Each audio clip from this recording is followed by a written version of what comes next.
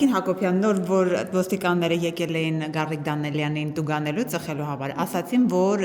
դուք եք նկատել եւ դուք եք ոստիկաններին տեղյակ պահել այդ մասին։ Ես ով է ասել այդ մասին։ Այդպիսի տեղեկություն եղավ։ Որ քննարկում է եղել ներսում, դուք մտել եք, ասել եք, որ Պարոն Դանիելյանն այդպես ասել։ Չէ, այդ ասել եք ինչու եք ծխում եւ ենթադրել են դրանից հետո եկել են ձեր ասածից հետո ոստիկանները։ Անկեղծ ես չէի ուզի այս մասին խոսել իրականում էլի ես ընդմիջումից հետո այն պահին վերադարձա սենյակ երբ որ պարոն Դանիելյանը հա ծխում էր սենյակում ու տենց դե հոտը ծանր էր իրականում եւ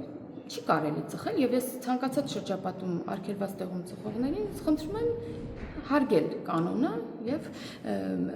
չծխել այս դեպքում եւ պարոն Դանիելյանն ասաց պարոն Դանիելյան բայց չի կարելի է ծխել ու շատ ցածր ասացի որպեսզի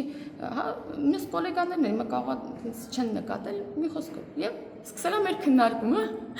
Հիմա ասում են դուք եք ոստիկաններին տեղյակ պահել ես անկեղծ ես եթե դիմաց լինեի դա նաև մեծ հաշվով քաղաքացու պարտքն է, հա, օրինակ, բայց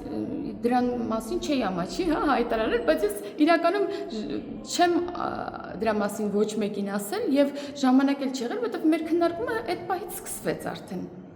Եվ լայվով էլ եթե նայեն հնարավոր է ինչ-որ մի բան գրելուց լինեմ կամ քանի որ ելույթ է ունենալու, հա, այդ դաշնակցության այդ նպատակների մասին բանն էի ման գալիս Եթե դա կարա համարվի, որ ես զանգել եմ ոստիկանություն, նկատի ունեմ, եթե ես զանգած լինեի, չէի կաշկանդի ասել, ես այդ բանը, այդ գողական մտածելակերպը որ կա, հա, գործ տալ, ես այդպես չեմ մտածում, ես կարծում ցանկացած քաղաքացու պարտքն է նաև, հա, հայտնել ոստիկանությանը նման դեպքերում, բայց